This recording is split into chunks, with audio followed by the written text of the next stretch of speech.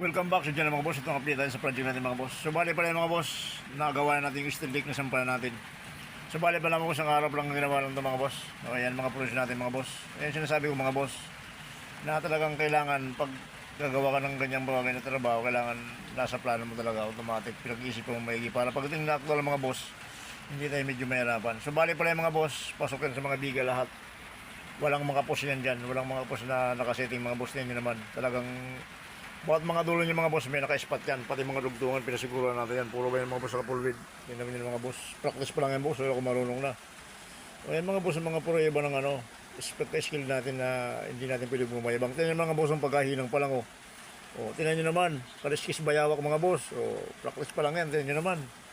Kaliskis butiki pa lang yan mga boss. Tingnan niyo naman ang mga proyeso natin o. Tingnan niyo, walang mga post yan boss. Lang ganyan tayo magano ng trabaho natin mga boss. Kailangan maagap tayo na bala yung sigurado. Para diyan kasi mga boss kasala yung bigat. Kaya kailangan sigurado tayong matibay talaga mga boss. So yan ang mga sinasabi ko mga boss. Tingnan nyo naman.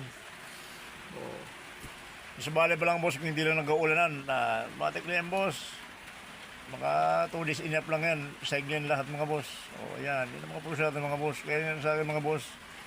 Hindi natin pagmamayabang yung pag-skill natin mga boss. Kailangan pinapakita natin yung actual na trabaho mga boss. Kaya ang dito ng update natin mga boss. Bye.